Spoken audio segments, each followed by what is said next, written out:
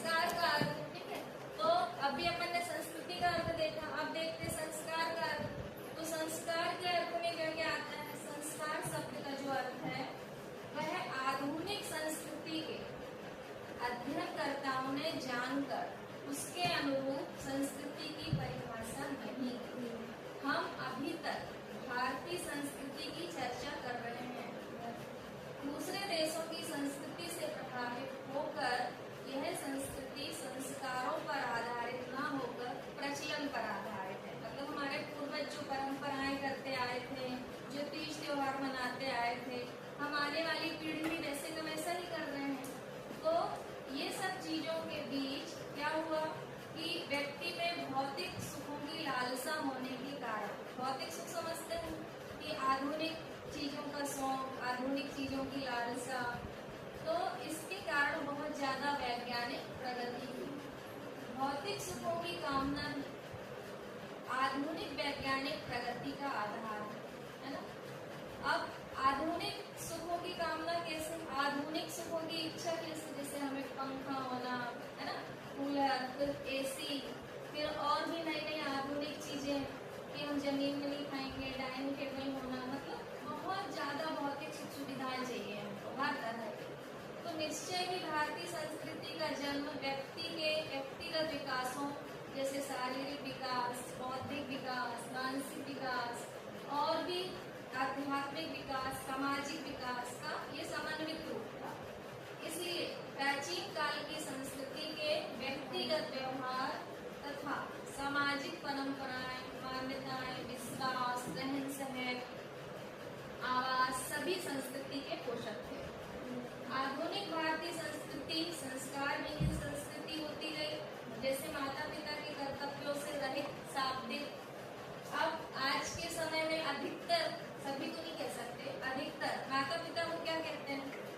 Mummy papa. Mummy papa तो हम कहते हैं डैडी, मम्मी, मॉम, डैड, मतलब कुछ ऐसा। और एक शब्द और हो गया है शायद, है ना, मतलब पूरा ना बोल के एक छोटे से शब्द से कहा जाता है ना। तो अपने विकास काल में मानव ने प्रकृति, आत्मा और परमात्मा के संदिग्ध में रहकर अपना विकास किया। ठीक है, अब ये क्या कह रहे हैं कि अपने विकास काल में, आज की बात कर रहे हैं, ध्यान देना। तो मानव ने प्रकृति, आत्मा और परमात्मा के साथ में रहकर अपना विकास किया था। अतः वह विकास सर्वांगीण और पूर्ण संस्कृति से पोषित था। किंतु वर्तमान में मानव परमात्मा को नहीं समझता, आत्मा की पुकार नहीं सुनता, केवल प्रकृति की खोज, उसके विनाश और परिवर्तन में ही मतलब अपना सर मार रहा है, जो केवल भौतिक सुखों को ही प्राप्त करने में ताल्लीन है। यह बात यदि नहीं बताई जाए तो देखना कितने सारे वनों का नाश हो गया है, पेड़ कट गए हैं, एकदम ऑक्सीजन रही ही नहीं अपने यहाँ, एकदम हरियाली समाप्त हो गई है ना। तो आधुनिक सुसंस्कृत मानव दूसरे देश की संपत्ति हड़पने के लिए अणु विस्फोट अस्त्रों का प्रयोग करके मानव संहार भी करते हैं, है ना। निर्धनों के श्रम का शोषण करके समाज में आर्थिक, राजनीतिक, सामाजिक अन्याय उत्पन्न करते हैं।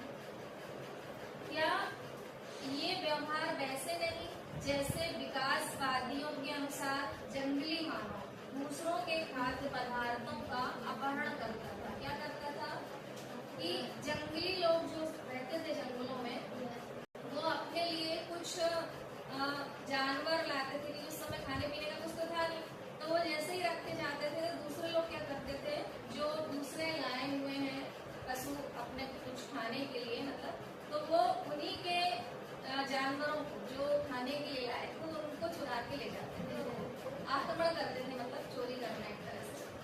तो और कहते हैं ना, जिसकी लाठी उसकी भैंस, मतलब वो जबरदस्ती करके तुम्हारा खाना पीना ले जाते थे उठा के और खुद खाते थे। तो एक वह संस्कृति थी जब व्यक्ति मानवीय गुणों से संतुष्ट होता था, पर अब ऐसा नहीं है। अब सत्य अहिंसा को जीवन का अंग बनाकर मानव जीवन का सर्वोच्च दशा मोक्ष को पहुंचने का प्रयास करना था। बातें मात्र पुस्तकों तक सीमित हो गई है ना। अब है संस्कृति का महत्व। तो संस्कृति के महत्व में जब देखिए अलग से आएगा यहाँ पे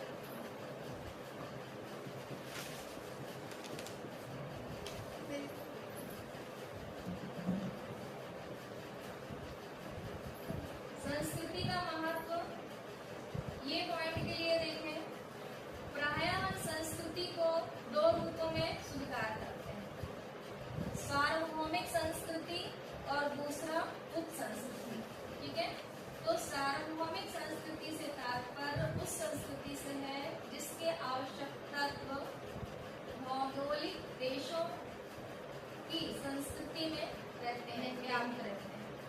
उप संस्कृति किसी स्थान की देश काल आदर्शों से प्रभावित संस्कृति होती है। इस संस्कृति का जन्म व्यक्ति के एकांकी जीवन व्यतीत करने के कारण हुआ करता था। कुछ संस्कृतियां स्थानीय होती हैं, वे भौगोलिक सीमाओं के वशीभूत होने के कारण अन्य संस्कृतियों के गुणों को अधिक ग्रहण करती हैं, वह उतनी ही अधिक विकसित मानी जाती हैं। भारतीय संस्कृति जो विश्व की पूर्व भाग का प्रतिनिधित्व करती हैं, सार्वभौमिक गुणों से संपन्न है और पूर्वी संस्कृति के नाम से संबोधित की जाती है।